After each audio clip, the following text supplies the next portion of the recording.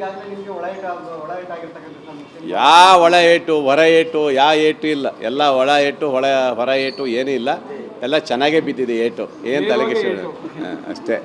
ಇದು ಯಾವುದು, ಯಾಕಂದ್ರೆ ನಾನೇ ಹೋಗಿದ್ದೀನಿ, ನಾನೇ ಮುಸ್ಲಿಂ ಏರಿಯಾದಲ್ಲಿ 9ನೇ ವಾರ್ಡಲ್ಲಿ ಕೆಲಸ ಮಾಡಿದ್ದೀನಿ. ನನಗೆ ಬಂದ ಮಾಹಿತಿ ಪ್ರಕಾರ ಅಲ್ಲಿ ಯಾವುದೇ ವಾತಾವರಣ ಬೇರೆ ಥರ ಇರಲಿಲ್ಲ. SDPI ಇದ್ದರು ಬಿಡಿ, ಅವ್ರದ್ದೊಂದಿಷ್ಟು ತಂಡ ಮಾಡಿಕೊಂಡು ಒಂದಿಷ್ಟು ಹಣಕಾಸನ್ನು ಖರ್ಚು ಮಾಡಿದ್ದಾರೆ ಅನ್ನೋದು ಹೇಳ್ತಾರೆ. ಬಟ್ ಏನೇ ಮಾಡಿದರೂ ಸಹ ಬೇರೆ ಒಂದು ವರ್ಗಗಳು ಸಹ ತುಂಬ ರೀತಿಯಲ್ಲಿ ಸಹಕಾರವನ್ನು ಶಾಮನೂರು ಶಿವಶಂಕರಪ್ಪನವರ ಕುಟುಂಬಕ್ಕೆ ಕೊಟ್ಟಿದ್ದಾರೆ. ಅಲ್ಲ, DK ಶಿವಕುಮಾರ್ ಏನು ಬರ್ತ್ಡೇ ಗಿಫ್ಟ್ ಏನೋ ಸಿಗುತ್ತೆ ಹಂಗೆ ಅಂತ ನಿಮ್ಗೇನಾದ್ರು ಗೊತ್ತಾ? ಸರ್, ಬರ್ತ್ಡೇ ಗಿಫ್ಟು ಕೊಟ್ಟರು ಕೊಡ್ಬೋದು, ಇಲ್ಲ ಅನ್ನೋಕ್ಕಾಗೋದಲ್ಲ. ಅದೆಲ್ಲ ರಾಜ್ಯದ ಕೈಯಲ್ಲಿಲ್ಲ, ಕೇಂದ್ರದ ಕೈಯಲ್ಲಿದೆ. ನಾಯಕರು ತೀರ್ಮಾನ ಮಾಡಿದರೆ ಗಿಫ್ಟ್ ಕೊಡ್ಬೋದು, ಏನೋ ಗೊತ್ತಿಲ್ಲ ನನಗೆ. ಸರ್, ಮೇ 15ಕ್ಕೆ ಹುಟ್ಟುಹಬ್ಬ, ಮೇ 20ಕ್ಕೆ ಸರ್ಕಾರವನ್ನು 3 ವರ್ಷ ಆಗುತ್ತೆ. ಅದಾದ ನಂತರ ಜೂನಲ್ಲಿ ರಾಜ್ಯಸಭೆ ಚುನಾವಣೆಗಳು, ಪರಿಷತ್ ಚುನಾವಣೆಗಳು ಬರ್ತವೆ. ಮತ್ತೆ ಈಗ ಬೈ ಎಲೆಕ್ಷನ್ ಹಂತದಲ್ಲಿ ಮುಂದೋಗಿದೆ, ಮತ್ತೆ ರಾಜ್ಯಸಭೆ ಮತ್ತೆ ಪರಿಷತ್ ಚುನಾವಣೆ ಹಂತದಲ್ಲಿ ಯಾವ ರಾಜ್ಯಸಭೆಗೂ ಇದಕ್ಕೇನು ಸಂಬಂಧ ಏನಾ? ರಾಜ್ಯಸಭೆಗೆ ಇದಕ್ಕೂ ಸಂಬಂಧ ಇಲ್ಲ ಸರ್. ಅದು ಬೇರೆ, ಇದು ಬೇರೆ, ಆಯಿತಾ? ಈ ಒಂದೊಂದೇ ಕಾರಣ ಹೇಳ್ಕೊಂಡು 3 ವರ್ಷ ಆಗಿದೆ. ಇನ್ನು ಹಂಗಾರೆ ಇನ್ನು 1.5 ವರ್ಷ ತೊಗೊಂಡು ಎಂತ ಮಾಡ್ತಾರೆ ಪಾಪ? ಅದು ಆಮೇಲೆ ಕೊಡೋದೇ ಬೇಡ, ಅವರೇ ಇಟ್ಕೊಳ್ಳೋಕೆ ಹೇಳಿ ಅನ್ಬೇಕಾಗತ್ತೆ ಅಷ್ಟೇ. ಹಾಂ, ಅವೆಲ್ಲ ಇಲ್ಲ.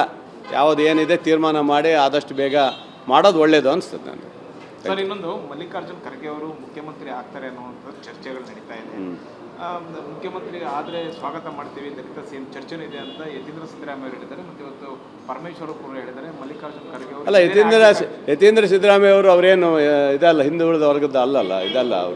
ಅವರು CM ಮಗಾಗಿ ಹೇಳಿರ್ಬೋದು ಬಿಟ್ಟರೆ, ಬಟ್ ನಮ್ಮ ಹಿಂದುಳಿದ ವರ್ಗದ SC ಸಮಾಜದವ್ರು ಹೇಳಬೇಕಾಯ್ತು. ಅವ್ರು ಯಾರು ಹೇಳಿದ್ದಾರೆ ಅದಕ್ಕೆ ನಾನು ಸ್ವಾಗತ ಮಾಡ್ಬೋದು, ಅದು ಬೇರೆ. ಆದರೆ ಅವರು ಹೇಳಿದ್ದೆ ಬೇರೆ, ಇವರು ಹೇಳಿದ್ದೆ ಬೇರೆ. ಬಟ್ ಯಾರೋ ಹೇಳಿದ ತಕ್ಷಣ ಆಗೋದಲ್ಲ. ನಾಯಕತ್ವ ಬದಲಾವಣೆ ಚಿಂತನೆಯನ್ನು ರಾಷ್ಟ್ರೀಯ ನಾಯಕರು ಏನು ಮಾಡಿದ್ರು ನಾವು ಅದಕ್ಕೆ ಬದ್ಧರಾಗಿದ್ವಿ.